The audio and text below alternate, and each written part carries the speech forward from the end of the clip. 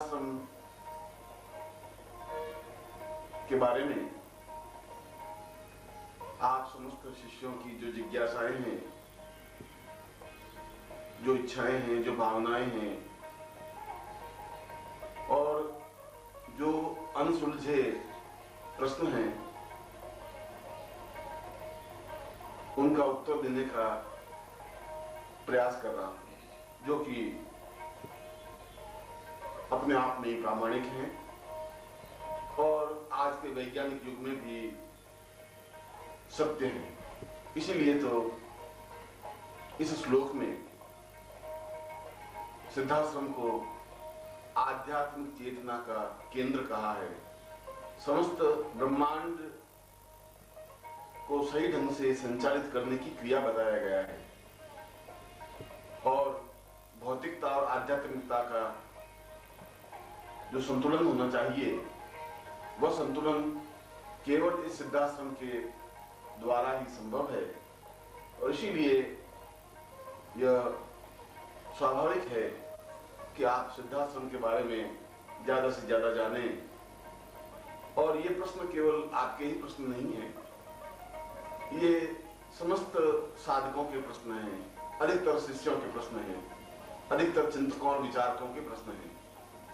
इसीलिए आज की इस पवित्र मेला में आपने जो कुछ प्रश्न किए हैं और कर रहे हैं, मैं परम पूज्य गुरुदेव स्वामी सच्चिदानंद जी को पूर्ण श्रद्धायुक्त स्मरण करता हुआ उन प्रश्नों का समाधान करने का प्रयास कर रहा हूँ। क्या है इसके बारे में हमें कुछ बताने की। दर्शन में एक चेतना पुंज है, एक आध्यात्मिकता का आधार है, एक बेस है। क्योंकि जीवन में भौतिकता केवल आदमी को स्वार्थी और छलमय, कपट और व्यभिचार युक्त बना देती है। उसके मन की वृत्तियों को अत्यंत दूषित और विषैली बना देती है। इसलिए इस भारतवर्ष की भूमि पर, या यूं मैं कहूं कि पूरे ब्रह्मांड में एक ऐसा भी स्थान है जो अपने आप में अद्वितीय और श्रेष्ठतम पवित्र धाम है, आश्रम है, जिसको वेदों में भी सिद्धाश्रम के नाम से ही पुकारा गया है। और वेद तो हमारी आदिकालीन संस्कृति है, हमारे पूर्वजों और हमारे ऋषियों का आधारभूत सत्य है। और उन्होंने भी अपने जीवन में इस बात को स्वीकार किया, महसूस किया कि वास्तव में ही जीवन की पूर्णता केवल सिद्धाश्रम में जाने पर ही संभव है। और इसीलिए उन्होंने अपने मंत्रों में, अपनी ऋचा में स्पष्ट रूप से प्रश्न किया, भो सिद्धाश्रमाम वै परिपूर्णः, सिद्धाश्रम क्या है। और इसी ऋचा के उत्तरार्ध में इसी ऋषि ने उत्तर दिया है कि जीवनम परिवै परिपूर्णताम मृत्युर्वै अमृतम गमय साम पूर्व स्वसिद्धाश्रम। इस जीवन में हम सत्य के साक्षात्कार कर सकें, अपने जीवन में पूर्णता प्राप्त कर सकें और मृत्यु से अमृत्यु की ओर जा सकें, वह सब कुछ प्राप्त कर सके जो ब्रह्मांड में है, या ब्रह्मांड में क्या क्या क्रियाएं हो रही हैं, क्या क्या घटनाएं घटित हो रही हैं, जीवन के चिंतन क्या है, देवता क्या है, लोक क्या है, कौन से लोक हैं, ब्रह्मलोक, विष्णु लोक, रुद्र लोक की क्या स्थितियां हैं, वे सब कुछ आम व्यक्ति भी देख सके। इसीलिए उस सिद्धाश्रम का वर्णन विवरण वेदों में भी आया है। और इसीलिए प्रत्येक ऋषि, प्रत्येक साधक, प्रत्येक योगी और प्रत्येक चिंतक की यह धारणा है, चिंतन रहता है कि वह सिद्धाश्रम में जाए और अपने जीवन को अमृत्युवान बना दे, अपने जीवन को पूर्णता दे, अपने जीवन को श्रेष्ठता दे सके। सिद्धाश्रम में ऐसा सुना है और कुछ ग्रंथों में, महान ग्रंथों में ऐसा पढ़ने में आया है कि वहाँ अनेकों अप्सराएं भाव नृत्य करती रहती हैं, जिसे अम्बा, मेनका, रंभा, मेनका, उर्वशी आदि। तो क्या ये सत्य है? सिद्धाश्रम केवल मनुष्य लोगों के लिए नहीं बना है। सिद्धाश्रम तो समस्त योगियों का आधारभूत स्थल है और उन योगियों के लिए एक सामान्य साधिका और रंभा में या उर्वशी में या मेनका में या तिलोत्तमा में कोई अंतर नहीं है, क्योंकि नृत्य संपूर्ण जीवन का एक उमंग उत्साह है। क्योंकि नृत्य से व्यक्ति उस जमीन से ऊपर उठता हुआ गुरुत्वाकर्षण से मुक्त होता है। जमीन पर खड़ा हुआ व्यक्ति नृत्य नहीं कर सकता। और यह भावप्रवण नृत्य इस बात का साक्षी है कि व्यक्ति के मन में उत्साह है, उत्साह है, जोश है, क्षमता है, प्रवाह है, एक नदी की तरह चलती हुई एक गतिशीलता है। और इसीलिए जहाँ देवता लोग भी उस सिद्धाश्रम में आने के लिए लालायित हैं और विचरण करते हैं, ठीक उसी प्रकार से जैसे कि मैं आपके सामने बैठा हूँ, और उसी प्रकार से वे अप्सराएं भी आने के लिए लालायित रहती हैं। और वे जिस प्रकार से मैं आपको देख सकता हूँ या आप मुझे देख सकती हैं, या जिस प्रकार से हम एक दूसरे से बात कर सकते हैं, ठीक उसी प्रकार सह शरीर हम उनको स्पर्श कर सकते हैं, बात कर सकते हैं, उनका नृत्य देख सकते हैं। और एक पूर्ण शुद्ध शास्त्रीय नृत्य केवल विश्व में अप्सराएं कर सकती हैं, क्योंकि नृत्य की उत्पत्ति ही उनके नूपुरों के माध्यम से हुई है।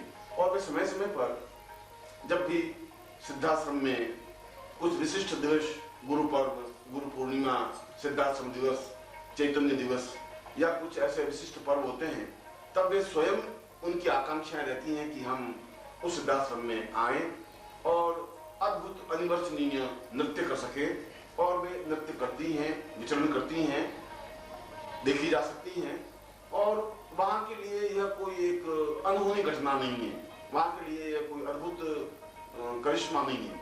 यह तो एक जिस प्रकार से आम साधिकाएं वहां विचरण करती रहती हैं, ठीक उसी प्रकार से वे भी समय समय पर आती हैं और विचरण करती हैं। क्योंकि उनके शब्दों में भी यह स्पष्ट है कि उस सिद्धाश्रम के सामने स्वर्ग और इंद्रलोक अपने आप में अत्यंत नगण्य और तुच्छ हैं। क्योंकि जो सहज प्रवाहता, जो आनंद, जो मस्ती, जो चैतन्यता सिद्धाश्रम में है, वह स्वर्ग में भी संभव नहीं है, वह इंद्रलोक में भी संभव नहीं है। इसलिए उनकी भी इच्छा रहती है कि वे वहां आए, उनकी भी इच्छा रहती है कि वे वहां नृत्य करें, उनकी भी इच्छा रहती है कि वे अद्भुत गतिशीलता को प्राप्त कर सकें और उन महान सिद्धियों के स्वामी योगियों का आशीर्वाद प्राप्त कर सके, जिससे कि वे अद्वितीय यौवनवती बनी रह सके, अद्वितीय सौंदर्यमयी बनी रह सके और उनके नृत्य में और अद्भुत अनिवर्चनीय निखार आ सके। इसलिए वे समय समय पर आती ही रहती हैं और अपने नृत्यों के माध्यम से, अपने शब्दों के माध्यम से, अपने संगीत के माध्यम से उस वातावरण को गुंजित करती रहती है। सिद्धाश्रम का क्या अर्थ है? इसे सिद्धाश्रम के नाम से ही क्यों जाना जाता है? यह एक महत्वपूर्ण प्रश्न है। यह महत्वपूर्ण प्रश्न इसलिए है कि सिद्धाश्रम क्या है। मैंने जैसे बताया कि आज का युग, और आज का युग ही नहीं, वैदिक काल से लगा करके आज का युग स्वार्थमय रहा है। चाहे वह रामायण कालीन हो, चाहे वह महाभारत कालीन हो, चाहे वेदोक्त कालीन हो, आदमी में काम, क्रोध, लोभ, मोह, अहम की भावना, चिंतन, विचार रहा ही है। और ऐसी स्थिति में उस भौतिकता को आध्यात्मिकता में रूपांतरित करने के लिए एक आश्रम की कल्पना, एक आश्रम का चिंतन आवश्यक था। इसलिए उस सिद्धाश्रम का चिंतन किया गया और एक ऐसा अद्भुत, अनिवर्चनीय, अद्वितीय आश्रम बना जिसकी दीवारें तो नहीं है, जिसमें कोई टेंट या कोई छत नहीं है, मगर जो अपने आप में ही एक ऐसा आश्रम है जहां पर जाते ही मन पूर्ण रूप से पवित्र और दिव्य बन जाता है, जहां पर जाते ही आदमी को पूर्ण समाधि लग सकती है, जहां पर जाते ही मन में प्रसन्नता और एक चैतन्यता प्राप्त हो जाती है और मन का सारा विषाद, मन का सारा दुख, मन का सारा दैन्य, मन का सारा कष्ट और शरीर की सारी जर्जरता अपने आप में समाप्त हो जाती है। वह एक अद्भुत आनंद से, अद्भुत उमंग से, उत्साह से भर जाता है। उसके संगीत में गुनगुनाहट से आ जाती है। और इसीलिए उस सिद्धाश्रम में उन ऋषियों, मुनियों, योगियों, देवताओं, चिंतकों, विचारकों, साधुओं, सन्यासियों का वहां पर समावेश है। वे वहां पर कई हजार वर्षों से, कई सौ वर्षों से साधनाएं संपन्न कर रहे हैं और वे ब्रह्मांड के उन रहस्यों को ढूंढने का, ब्रह्मांड के उन रहस्यों को जानने का प्रयत्न करते हैं जो कि अपने आप में श्रेष्ठतम है, जिसको जानना योगियों के लिए दुर्लभ है। वे ब्रह्मांड के रहस्य भी वहां जाने जा सकते हैं और जाने जाते हैं। इसीलिए सिद्धाश्रम की स्थापना की गई, इसीलिए सिद्धाश्रम में उच्च कोटि के योगी हैं और इसीलिए प्रत्येक मानव का अंतिम लक्ष्य अपने गुरु के माध्यम से सिद्धाश्रम पहुंचने की भावना और चिंतन रहता है। गृहस्थ शिष्य भी जा सकते हैं। यदि वे जा सकते हैं तो उसके लिए क्या प्रयास, क्या नियम है? गृहस्थ से संबंधित है और गृहस्थ का तात्पर्य है सैकड़ों प्रकार के उलझनों में उलझ करके रह जाना। बहुत कम ऐसे गृहस्थ व्यक्ति भी हैं जो अपने आप में गृहस्थ में रहते हुए भी उन्मुक्त रहते हैं, स्वतंत्र रहते हैं। मगर एक गृहस्थ व्यक्ति भी या गृहस्थ शिष्या भी या गृहस्थ साधिका भी चाहे तो सिद्धाश्रम जा सकती है या जा सकता है, मगर सिद्धाश्रम के कुछ मूलभूत सत्य हैं, कुछ तथ्य हैं। उन तथ्यों या उन सत्यों या उन नियमों का पालन करने पर ही एक व्यक्ति सशरीर सिद्धाश्रम जा सकता है। जैसे कि मैं अगर इंग्लैंड जा सकता हूँ या अमेरिका जा सकता हूँ या न्यूयॉर्क जा सकता हूँ या बम्बई जा सकता हूँ तो सिद्धाश्रम भी जा सकता हूँ। बम्बई जाने के नियम अलग हैं, सिद्धाश्रम जाने के नियम अलग हैं। जो अपने आप में जो इस बात का निश्चय कर लेता है कि मुझे सिद्धाश्रम जाना ही है, उसको फिर 5 नियमों का पालन करना ही पड़ेगा।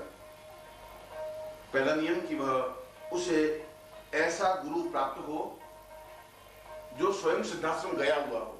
यदि गुरु स्वयं सिद्धाश्रम गया हुआ नहीं है तो वह अपने शिष्य को भी सिद्धाश्रम नहीं ले जा सकता।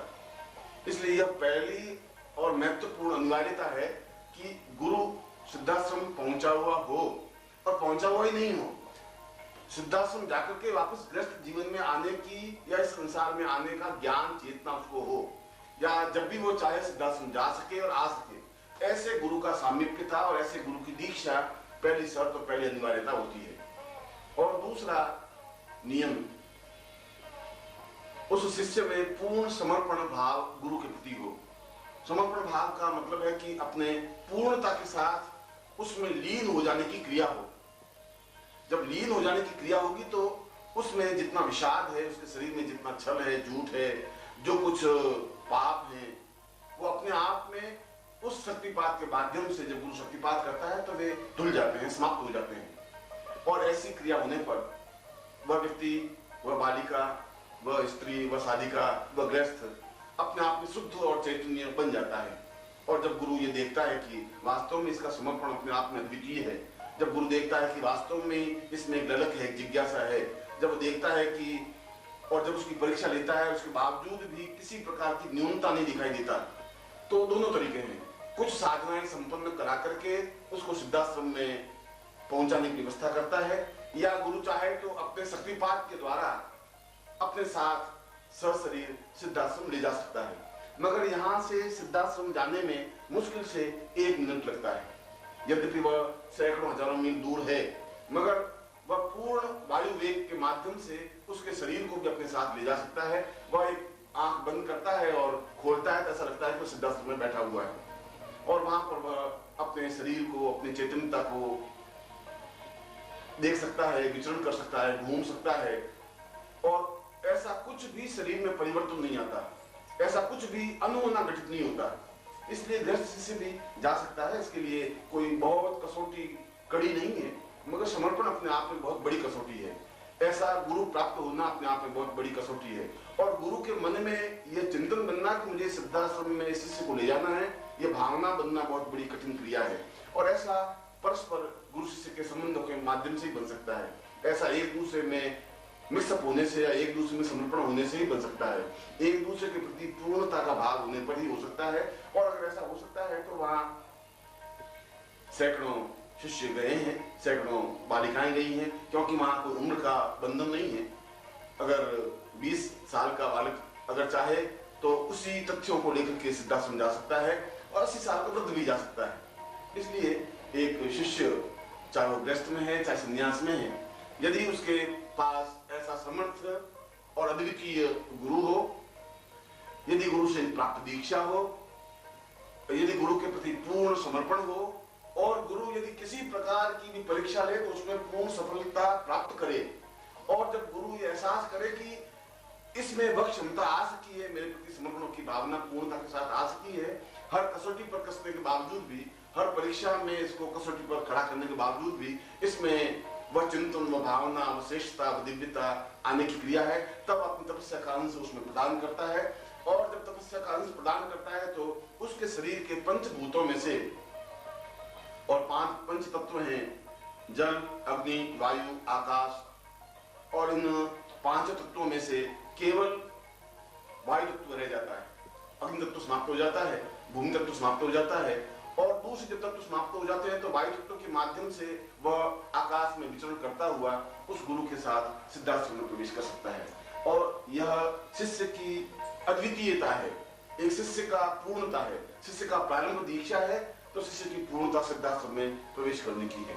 इसलिए कोई भी गृहस्थ, कोई भी उम्र, कोई भी जाति, कोई भी वर्ण, किसी प्रकार का रंग और किसी प्रकार की शिष्यता या शिष्य अपने आप में सिद्धाश्रम में पहुंच सकता है। आपने बताया कि सिद्धाश्रम में कोई व्यक्ति सशरीर जा सकता है, लेकिन उसे गुरु की आवश्यकता होती है। ऐसे महान गुरु की कैसे हम पहचान करेंगे और कैसे उनकी कृपा प्राप्त हो सकती है? मैं सोचता हूँ कि सबसे कठिन प्रश्न यही है। कठिन प्रश्न इसलिए है कि आज ही नहीं, पिछले अगर हम 25,000 वर्षों का लेखा जोखा करें तो बहुत ही कम योगी या साधक सिद्धाश्रम में जा सकते हैं, क्योंकि आम साधक या आम योगी या आम सन्यासी सिद्धाश्रम में नहीं जा सकता। उसके लिए एक ब्रह्म तत्व को जानने की पूर्णता प्राप्त हो, क्योंकि ईशावास्य उपनिषद में कहा है कि पूर्णमदः पूर्णमिदं पूर्णात् पूर्णमुदच्यते। जो व्यक्ति स्वयं पूर्ण है तो वह पूर्णता तक पहुंच सकता है। इसलिए सिद्धाश्रम में जाने के लिए उस व्यक्ति में पूर्णता का चेतना युक्त हो। मगर तुम्हारा प्रश्न यह है कि हम इस प्रकार के गुरु को कैसे प्राप्त करें, या क्या पहचान है कि यह गुरु या यह व्यक्ति सिद्धाश्रम में गया भी है या नहीं। और जहां तक मेरा अनुभव है, मैं सोचता हूं कि इस भारतवर्ष में ऐसे सैकड़ों पाखंडी, ढोंगी आश्रम के संचालक और व्यवस्थापक होंगे जो इस बात का दावा करते होंगे कि हम सिद्धाश्रम जा चुके हैं, और मेरी पुस्तकों को पढ़ने के बाद और मेरे प्रवचनों को सुनने के बाद में शायद 1,00,000-2 लाख व्यक्ति तो ऐसे साधु हो ही गए हैं जो सिद्धाश्रम में जाने की भावना व्यक्त करते हैं और अपने शिष्यों को यह कहते हैं कि मैं तो सिद्धाश्रम गया हूं और मैं जा सकता हूं। मगर ऐसा संभव नहीं है। उसमें केवल अगर सतर्क निगाहें हैं, अगर तुम्हारी उन भावों को पकड़ने की क्षमता है, तो ऐसे गुरु को पहचान सकते हैं। उस गुरु को पहचानने की 3-4 स्थितियां ही हैं जिससे एक सामान्य व्यक्ति उस गुरु को पहचान सके। एक तो वह गुरु अपने आप में ही उसका चेहरा या उसका व्यक्तित्व, उसकी पर्सनालिटी अपने आप में ही स्पष्ट दूसरे व्यक्ति से भिन्न कर देती है। ऐसा एहसास होता है कि यह एक अद्भुत और अनिवर्चनीय व्यक्तित्व है। ऐसा लगता है कि जैसे यह अलग हटकर है, ऐसा लगता है कि आम व्यक्ति नहीं है, कुछ इसमें ऐसा है जो आकर्षण युक्त है, क्योंकि ऐसे व्यक्तित्व में और उसके पूरे शरीर में एक आकर्षण होता है। एक दूसरा, जब कोई भी साधु या कोई भी सन्यासी या कोई भी व्यक्ति किसी एक विषय पर ही बोल सकता है, अगर वो गीता पर बोलेगा तो जिंदगी भर गीता पर ही बोलेगा, अगर रामायण पर बोलना है तो वो जिंदगी भर रामायण पर ही बोलेगा। मगर पूरा वेद, पूरा शास्त्र, पूरे पुराण, पूरे उपनिषद जिसको कंठस्थ हो और कहीं से भी किसी का उद्धरण दे सकता हो, वह तो करोड़ों श्लोक हैं। वो करोड़ों श्लोक जिसके कंठ में प्रवहित हैं, जो सरस्वती स्वयं साक्षात रूप में जब कंठ में स्थापित होती है तभी वह पूरे संसार के किसी भी विषय पर धारा प्रवाह बोल सकता है। यदि उसको अणुविज्ञान पे बुलाना है तो बोल सकता है, और यदि वेद पे बुलाना चाहे तो बोल सकता है, और यदि किसी और विज्ञान या किसी और विषय पर बोलना चाहे तो बोल सकता है। यदि उसको कहे कि आपको चिकित्सा विज्ञान पर बोलना है तो वह उतनी उन वैज्ञानिकों के सामने वैसा ही वह बोल सकता है जिस प्रकार से कि वह उच्च कोटि का चिकित्सक रहा हो। मेरे कहने का तात्पर्य यह है कि जो प्रत्येक विषय में अद्वितीय बोलने की क्षमता रखता हो। और तीसरा कसौटी, इस प्रकार के व्यक्तित्व की सबसे बड़ी विशेषता यह है कि उसके पूरे शरीर से एक गंध सी प्रवाहित होती है, एक सुगंध सी प्रवाहित होती रहती है, जिसको अष्टगंध कहते हैं। यदि आपने पुराणों में पढ़ा हो तो जब पहली बार राधा कृष्ण से मिली और ज्यों ही उनके पूरे शरीर से समाहित हुई तो राधा ने छिटक करके कहा कि आपके शरीर से तो एक ऐसी सुगंध प्रवाहित हो रही है कि मैं अपने आप में सम्मोहित हो रही हूँ, अपने आप में ही डूब रही हूँ। यह सुगंध वेदव्यास ने भी कहा है कि कृष्णोवताम च गंधो सतः पूर्वः, कृष्ण के आगमन का ज्ञान ही उनके अष्टगंध के प्रवाह से हो जाता है। और अष्टगंध अपने आप में एक अलग गंध है, अलग सुगंध है, जिसकी किसी इत्र से कल्पना नहीं कर सकते, जिसका किसी सुगंध से मेल नहीं होता। उसके पूरे शरीर से एक अलग ढंग की सुगंध 24 घंटे प्रवाहित होती रहती है। उससे हम जान सकते हैं कि यह व्यक्ति, यह योगी, यह साधारण व्यक्ति सिद्धाश्रम जा सका है या सिद्धाश्रम से वापस आया हुआ है, क्योंकि अत्यंत पवित्र और दिव्य एक और दूसरा 16 कला पूर्ण व्यक्तित्व के शरीर से ही अष्टगंध प्रवाहित होती है। और ऐसा व्यक्ति सूक्ष्म शरीर से किसी के घर में जब जाता है तो हमारी ये आंखें जो चर्म चक्षु उसको देख तो नहीं पाती, मगर सुगंध शरीर में और घर में व्याप्त हो जाती है। उससे एहसास हो जाता है कि शायद वह व्यक्ति हमारे घर में आया है, वह गुरु हमारे घर में आया है। वह एक सुगंध का झोंका होता है और उसके शरीर से निकलती हुई सुगंध से एक अपने आप में समाधि की अवस्था हो जाती है, अपने आप में एक तन्मयता की अवस्था हो जाती है। इस प्रकार के व्यक्तित्व को अपने आप में समेट लेने की क्रिया, अपने आप में पूर्णता दे देने की क्रिया भी अपने श्रेष्ठतम जिसकी तपस्या होती है, जिसमें श्रेष्ठता होती है, जिसके भाग्योदय होते हैं, वह ऐसे गुरु को पहचान सकता है। और इस बीच में भी अगर हमारी कुतर्क, हमारी बुद्धि, हमारा कुमार्ग हम उसको नहीं पहचान सकें तो यह हमारा दुर्भाग्य ही होता है। मगर ऐसा व्यक्ति अपने आप में ही संपूर्ण विषयों का जानने वाला, संपूर्ण योगियों में भी श्रेष्ठ, तंत्र में, मंत्र में, योग में, दर्शन में, मीमांसा में, शास्त्रों में, वेद में, पुराण में, चिंतन में और हास्य में भी और विनोद में भी, सभी क्षेत्रों में अपने आप में अद्वितीय हो। पुरुष के रूप में भी ऐसा लगे कि जैसे कहीं किसी प्रकार की न्यूनता नहीं है। बोलने में ऐसा लगे कि जैसे साक्षात सरस्वती उसकी कंठ से प्रवहित हो रही है। हास्य में ऐसा लगे कि शायद इससे ज्यादा हास्य पैदा करने वाला, खिलखिलाने वाला कोई हो नहीं सकता। वह व्यक्ति अपने धारा प्रवचनों के माध्यम से एक क्षण में उस उपस्थित समुदाय को हंसा सकता है, दूसरी क्षण रुला सकता है।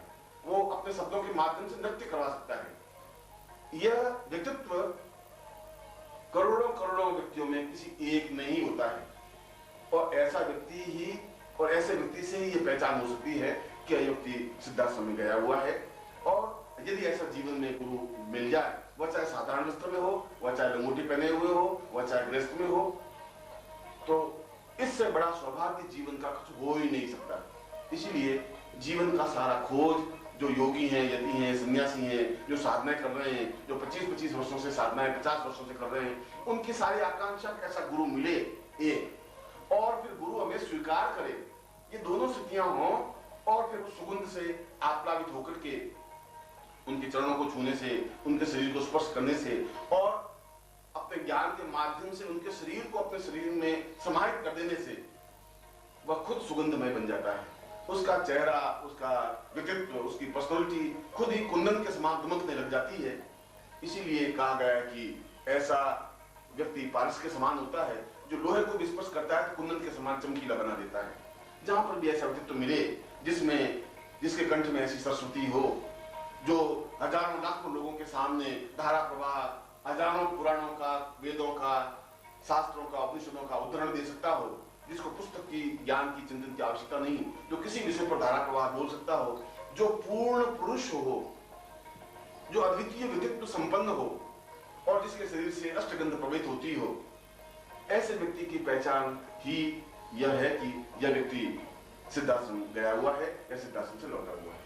अद्वितीय, अनुपम और अनिवर्चनीय सिद्धाश्रम के संस्थापक कौन है? तुमने जो कुछ प्रश्न किया है वह शायद मेरी जिंदगी का, मेरे जीवन का श्रेष्ठतम प्रश्न है, क्योंकि जो सिद्धाश्रम के संस्थापक हैं और जिनको देवता लोग भी पूजते हैं, अप्सराएं जिनके सामने नृत्य करके अपने आप को धन्य अनुभव करती हैं, कृष्ण भी जिनके सामने नतमस्तक हैं, ऐसे ही हजारों वर्षों की आयु प्राप्त परमहंस स्वामी सच्चिदानंद जी इस सिद्धाश्रम के संस्थापक और संचालक हैं और वे मेरे अत्यंत आदरणीय और श्रेष्ठतम गुरु हैं। मैंने उनसे दीक्षा प्राप्त की है और मैं सोचता हूं कि मेरे संपूर्ण जीवन का यह सौभाग्य है कि वे गुरु रूप में मुझे प्राप्त हो सके हैं, क्योंकि उन्होंने अपने पूरे जीवन में केवल 3 शिष्य ही बनाए पिछले 25,000 वर्षों में, और उनमें एक मेरा चयन होना भी अपने आप में मैं तो अपने जीवन की पूर्णता और श्रेष्ठता मानता ही करता हूं, तो स्वतः मेरे हृदय से भाव प्रसून व्यक्त होते हैं। गुरुमेव नित्यं प्रणम्यं वदेवं हृदयं वदामि चिन्त्यं विचिन्त्यम् आतुर्यमाणं गुरुदेव नित्यं प्रणम्यं प्रणम्यं प्रणम्यं प्रणम्यं। मेरे हृदय में स्थापित हैं जिन्होंने अत्यंत कृपापूर्वक मुझे शिष्य रूप में स्वीकार किया और सिद्धाश्रम को सही ढंग से संचालित करने का भार सौंपा और मुझे ये आदेश दिया कि मैं इस संसार में जाकर अन्य शिष्यों को भी श्रेष्ठता दे सकूं, पूर्णता दे सकूं। यह उनकी महती कृपा है और मैं हर क्षण उनको अपने हृदय में स्थापित करता हूं। मैं पूर्ण रूप से उनके हृदय में स्थापित हूं।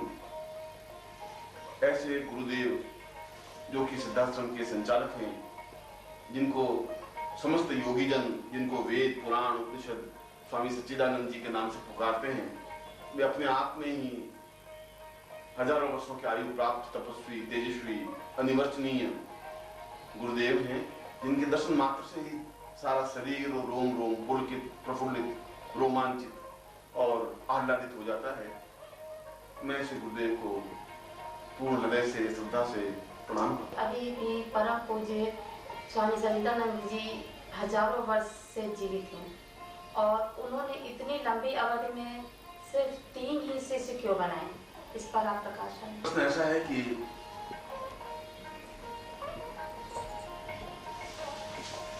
जिसका उत्तर देना व्यक्तिगत सा हो जाएगा। 3 शिष्य इसलिए बनाए, हो सकता था कि वो 100 शिष्य बना देते, हो सकता है कि 5,000 शिष्य बना देते, मगर पिछले 50,000 वर्षों में, और 50,000 वर्ष तो एक बहुत लंबी अवधि है, उसमें भी अगर उन्होंने 3 शिष्यों का ही चयन किया तो उनकी कसौटी और शिष्यता को परखने की कसौटी अपने आप में अत्यंत कड़ी है। इतनी अधिक कड़ी है कि तलवार पे चलना तो शायद बहुत ज्यादा आसान है, मगर उनकी शिष्यता प्राप्त करना और उनकी कृपा प्राप्त करना बहुत ही दुष्कर और कठिन है। और ये मेरा सौभाग्य है कि मैं उनका शिष्य बनने का सौभाग्य प्राप्त कर सका। और यह भी मुझे मालूम है कि इस शिष्यता को प्राप्त करने के लिए मुझे कितना अधिक घोर परिश्रम और तपस्या करनी पड़ी, किस प्रकार से प्रकृति के बीच अपने आप को स्थापित करना पड़ा। और मैं सोचता हूं कि तपस्या के जितने भी प्रकार होते हैं, उन सब प्रकारों में पूर्णता प्राप्त करता हुआ उस संपूर्ण ब्रह्म को अपने आप में स्थापित करके दिखा सका कि मैं उनके लिए एक सही शिष्य सिद्ध हो सकता हूं। और ब्रह्म में लीन हो जाना एक अलग प्रक्रिया है, ब्रह्म को अपने आप में स्थापित कर देना बिल्कुल एक अलग प्रक्रिया है, जो कि अत्यंत दुष्कर है। और उस संपूर्ण ब्रह्मांड को अपने शरीर में समाहित कर देना सर्वाधिक कठिन और दुष्कर है, क्योंकि उस ब्रह्म को अपने शरीर में समाहित करने की क्रिया होती है। और जब भी कोई शिष्य उनकी आंखों में उस दिव्य दृष्टि से देखता है तो उसको अपना खुद का चेहरा, पूरा संसार, पूरा ब्रह्मांड दिखाई दे सकता है। जिस प्रकार कृष्ण ने ज्यों ही अर्जुन के सामने मुंह खोला और उनको सारा ब्रह्मांड उनके मुंह में दिखाई दे सका, वह पूरे ब्रह्मांड को अपने आप में समाहित होने की क्रिया थी। इसलिए मैंने कहा कि ये प्रश्न व्यक्तिगत हो जाएगा, मगर उन्होंने उससे पहले शायद 1000 बार मेरी परीक्षा ली होगी, 1000 बार कठिन से कठिन तपस्या करने की आज्ञा दी होगी। इस संसार में जहां गालियां, आलोचनाएं, छल, झूठ, कपट, असत्य, व्यभिचार है, और उस धरती हुई अग्नि में मैं जहां सिद्धाश्रम में था, उस दिव्य आश्रम में मुझे यहाँ फेंक दिया गया, और उसके बावजूद भी जो मेरा उद्देश्य, जो मेरा कर्तव्य है, जो मैं संपन्न करता जा रहा हूं। और ऐसी कई स्थितियां होती हैं, और उनमें सारी स्थितियों का पूर्ण निचोड़ ये होता है कि वह अपने आप में पूर्ण समर्पित हो और उस ब्रह्मांड को, ब्रह्मांड में तो भूलोक, सत्यलोक, महलोक, जन्मलोक, तपलोक और सत्यलोक, उन समस्त लोकों को अपने आप में समाहित करने की क्रिया और साधनाएं संपन्न की हों। उस हिमालय के उस बर्फीले स्थान पर, जहां चारों तरफ बर्फ के अलावा कुछ है ही नहीं, जहां पर वायु भी बर्फ के तूफान की तरह बहती है, वहां अडिग रह करके उन साधनाओं को संपन्न कर सके, उस ब्रह्मांड को और उस ब्रह्म को अपने आप में लीन कर सके, ऐसी साधना अत्यंत ही दुष्कर है। और जो ऐसी साधना संपन्न कर सके और उसके बावजूद भी उसमें नम्रता रह सके, अहंकार नहीं हो, अपने आप में पूर्ण सात्विक जीवन व्यतीत कर सके, और माया के द्वारा अपने शिष्यों को यह एहसास करा सके कि मैं तो बहुत एक सामान्य व्यक्ति हूं, जो निरहंकारी हो, जिसमें अहंकार नहीं हो। शायद ये सब कसौटियां उनकी गुरु की, मेरे गुरु की रही होंगी, और शायद इन कसौटियों पर परखने के बाद ही शायद मुझे उन्होंने शिष्यता के लिए योग्य पात्र समझा होगा। मगर मैं तो इसको अपने जीवन का सौभाग्य समझता ही हूँ कि जिनको प्राप्त करने के लिए द्रोणाचार्य और भीष्म और कृपाचार्य और उच्च कोटि के सन्यासी और योगी भी जिनको प्राप्त करने के लिए, जिनके पास बैठने के लिए तरसते हैं, उन्होंने मुझे शिष्य रूप में स्वीकार किया और दीक्षा दी। इससे बड़ा सौभाग्य कुछ हो नहीं सकता। यह तो वे ही जाने कि उन्होंने मेरा ही चयन क्यों किया, और यह वे ही जाने कि उन्होंने 3 ही शिष्य क्यों बनाए। मगर ये मुझे बहुत अच्छी तरह से मालूम है कि वे बहुत कठिन और कठोर परीक्षाएं लेते हैं, और उच्च से उच्च कोटि का योगी भी उनकी कसौटी पर खरा उतरता नहीं है। और ये मेरा सौभाग्य रहा होगा, पूर्वजन्म के पुण्य संस्कार रहे होंगे कि मैं उनके प्राणों का एक अंश बन सका, उनके जीवन की धड़कन बन सका, एक चेतना बन सका। उन्होंने मुझे दीक्षा प्रदान की। मगर उससे पहले जिन यंत्रणाओं से, जिन साधनाओं से, जिन तपस्याओं से, जिन कठिनाइयों से और जिस प्रकार की कसौटियों से मैं गुजरा हूं, 10,000 सन्यासी योगी भी मिलकर के उन यंत्रणाओं से, उन साधनाओं से नहीं गुजर सकते। यह मेरे जीवन का एक साक्षीभूत सत्य है। और इसीलिए संभवतः अत्यंत कृपा करके उन्होंने मुझे शिष्य बनाया, और इस प्रकार की कसौटी पर कसने पर बहुत बहुत बहुत ही कम शिष्य खरे उतरते हैं। संभवतः इसीलिए उन्होंने अपने पूरे संपूर्ण जीवन में, हजारों वर्षों की आयु में 3 शिष्य ही बनाए। मेरा तो ऐसी धारणा है, ऐसा जीवन, ऐसा विचार। तो मैं सिद्ध योग और जिनके बारे में कुछ पढ़ा है, कृपया आप उसके महत्व में प्रकाश डालिए। तुमने ये प्रश्न करके शायद मुझे कुछ क्षणों के लिए वापस सिद्धाश्रम में मानसिक रूप से पहुंचा दिया है। सिद्धाश्रम की अनिवर्चनीय और आनंददायक कोई स्थान है तो वह सिद्ध योगा झील है, जो मीलों लंबी और चौड़ी है, और उसका जल स्फटिक के समान स्वच्छ, निर्मल और गहरा है।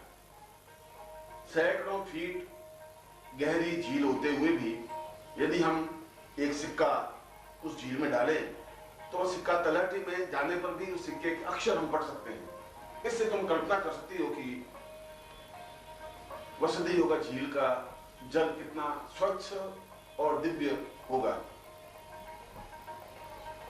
उसकी सबसे बड़ी विशेषता यह है कि सिद्धि योगा झील में स्नान करने पर शरीर की सारी कलमशता या शरीर का सारा मैल या शरीर की सारी छल झूठ कपट और जो जीवन की न्यूनताएं अपने आप में समाप्त हो जाती हैं। और दूसरी सबसे बड़ी विशेषता यह है कि उस झील में स्नान करने से स्वतः ही साधक का कायाकल्प हो जाता है, स्वतः ही बुढ़ापा यौवन में परिवर्तित हो जाता है, स्वतः ही सारे शरीर की झुर्रियां मिट जाती हैं, बाल काले हो जाते हैं, शरीर का संतुलन अपने आप में आ जाता है और ऐसा लगता है कि जैसे बिल्कुल पूरे शरीर का परिवर्तन हो गया हो, पूरे मन का परिवर्तन हो गया हो, पूरे जीवन का परिवर्तन हो गया हो। ऐसा वास्तव में ही जल और ऐसा स्थान जहां पर हजारों हंस विचरण कर रहे हो, जहां पर स्वच्छ जल प्रवाहित हो रहा हो, जिसके किनारे पर बैठने से एक अपूर्व शांति और आनंद की अनुभूति हो रही हो, उस सिद्धि योगा झील का वर्णन तो वेदों में भी आया है। स्वयं ब्रह्मा ने कहा है कि मैं अपने जीवन का सौभाग्य ये समझता हूं कि यदि मुझे सिद्धाश्रम झील में स्नान करने का सौभाग्य प्राप्त हो। स्वयं मेनकाएं, रंभा और उर्वशियां इस प्रयत्न में रहती हैं कि उनमें स्नान करके हम अपने यौवन को और अपने सौंदर्य को अक्षुण्ण रख सकें। वास्तव में वह एक आनंद की गुनगुनाहट है, एक जीवन की धड़कन है, एक चेतना है, एक मधुरता है। और सिद्धाश्रम में जाना ही, उसके किनारे बैठना ही, उसमें स्नान करना ही जीवन की श्रेष्ठता और पवित्रता का बोध है। इसलिए जितना महत्व सिद्धाश्रम का है, शायद उतना ही महत्व सिद्धि योगा झील का है, क्योंकि वह झील अत्यंत पवित्र है, कायाकल्प करने में सक्षम है और पूर्णतः बुढ़ापे को यौवन में परिवर्तित करने के लिए और मृत्यु को अमृत्यु में बदलने के लिए उसका जल अपने आप में पूर्ण साक्षीभूत रहा है। इसीलिए सिद्धाश्रम झील या सिद्धि योगा झील का वर्णन वेदों में भी, उपनिषदों में भी, पुराणों में भी, देवताओं के मुंह से भी, ऋषियों के मुंह से भी बार बार उच्चारित रहा है कि मैं अपने जीवन में साधना उस क्षेत्र में पहुंचूं कि मैं सिद्धाश्रम जा सकूं, सिद्धि योगा झील में अवगाहन कर सकूं, उसके किनारे बैठ सकूं, वहां के सुंदर हंसों की किलोल देख सकूं, उसके किनारे नृत्य करती हुई साधिकाओं को अपनी आंखों से अनुभव कर सकूं और उन योगियों को समाधिस्थ होते हुए साधना करते हुए देख सकूं। ऐसी आकांक्षा, ऐसी इच्छा तो प्रत्येक साधक, योगी और सन्यासी की रही है। इसलिए सिद्धि योगा झील तो आप में एक अद्वितीय सुख है, एक आनंद है, एक पूर्णता है और एक तृप्ति है। के बारे में हम लोगों को और कुछ जानने की जिज्ञासा हो रही है। विजय लक्ष्मी, तुमने बड़ा ही जिज्ञासापूर्ण प्रश्न किया है। अगर हम उसको और पूरे सिद्धाश्रम को शब्दों में बांध सके ये तो अत्यंत कठिन है, क्योंकि करोड़ों गुना आनंद को और करोड़ों गुना माधुर्य को कुछ शब्दों में नहीं बांध सकते। वह तो वहां पर प्रत्यक्ष देखने पर ही उसके आनंद की पूर्णता और तृप्ति अनुभव हो सकती है। मगर जब तुमने जिज्ञासा करी ली है तो वहां पर कुछ विशेषताएं हैं। एक तो चारों तरफ एक अद्वितीय शांति और आनंद की फुहार सी एहसास होती रहती है, महसूस होती रहती है। दूसरा, सिद्धाश्रम की यह विशेषता है कि 24 घंटे वहां दूधिया प्रकाश सा बना रहता है। न सूर्य की प्रखरता होती है, न रात्रि के अंधकार की छाया होती है। 24 घंटे एक ऐसा प्रकाश, दूधिया प्रकाश, जो अत्यंत शीतल, मधुर और आनंददायक हो, ऐसा प्रकाश बिखरा हुआ रहता है। तीसरा, उस सिद्धाश्रम की यह विशेषता है कि वहां अगर मैं कहूं कि लाखों तरह के पुष्प और कमल विकसित हैं, जो भारतवर्ष में कहीं पर विकसित नहीं है।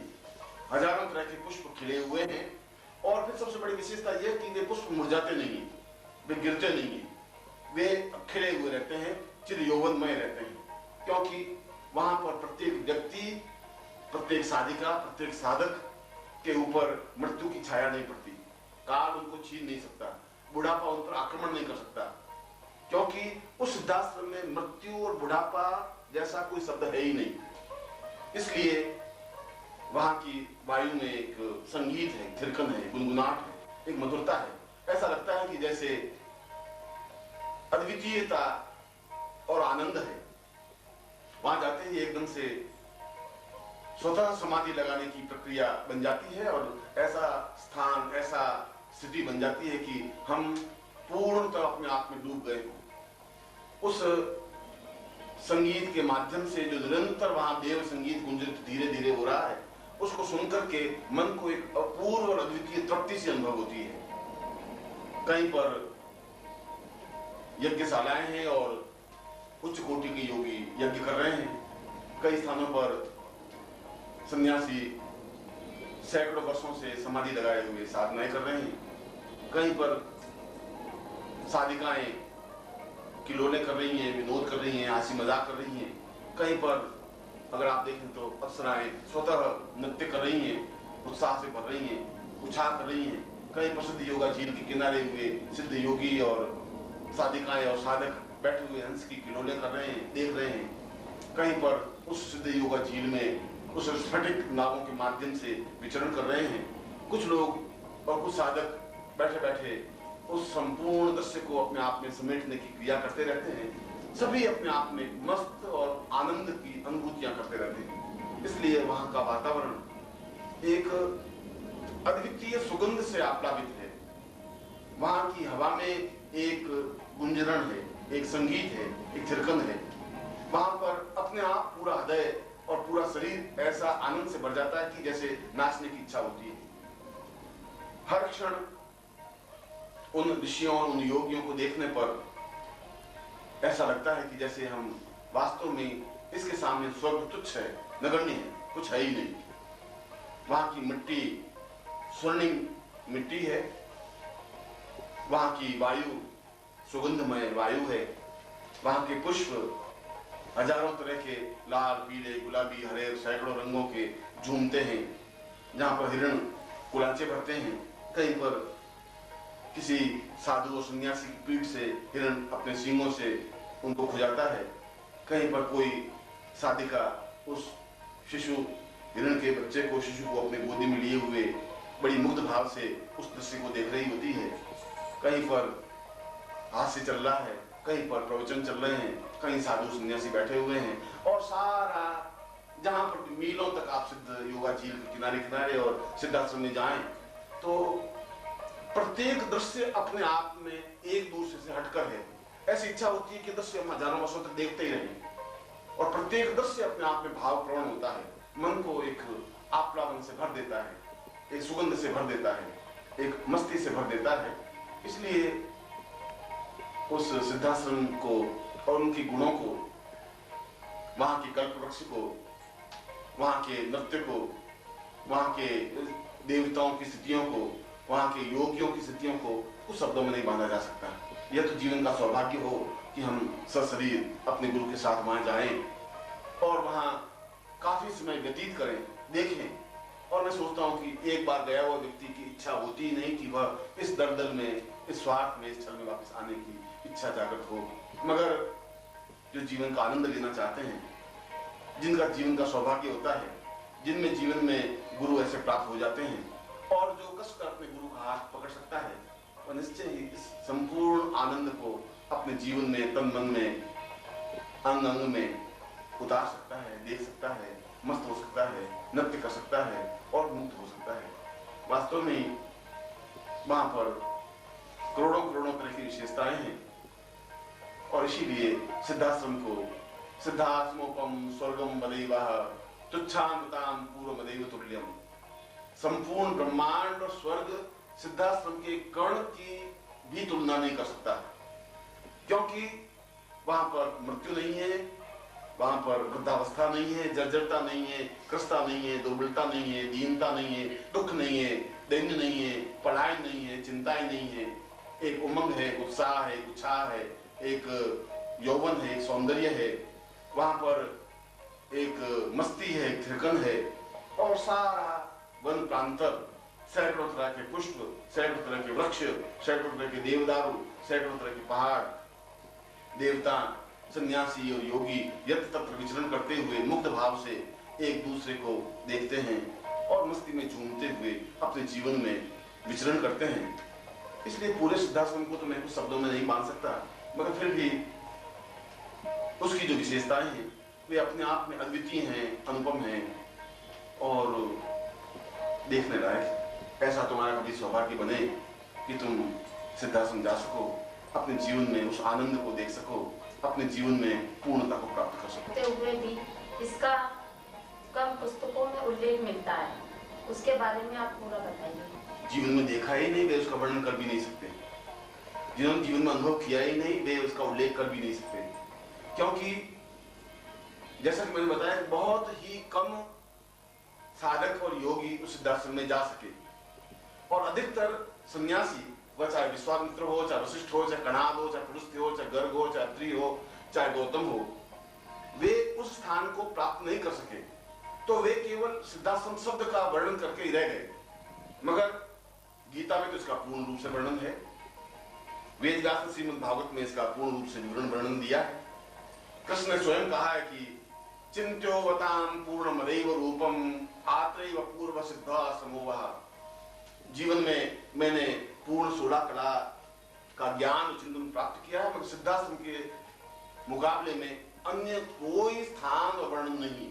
इसलिए ऐसा नहीं है कि ग्रंथों में इसका वर्णन नहीं है, ऋग्वेद में इसका वर्णन है, यजुर्वेद में इसका उल्लेख आया है, वेद व्यास ने इसका उल्लेख किया है, कृष्ण ने गीता में स्वयं इसका उल्लेख किया है और शंकराचार्य ने इसके ऊपर अपनी स्तुति रचनाएं की हैं, गोरखनाथ ने इसके बारे में बोला है, मगर फिर भी वे सब मिलाकर कुछ नगण्य हैं और उनका वर्णन तो वही कर सकता है जो स्वयं वहां जा सका हो, जहां वहां देख सका हो, वापिस आ सका हो।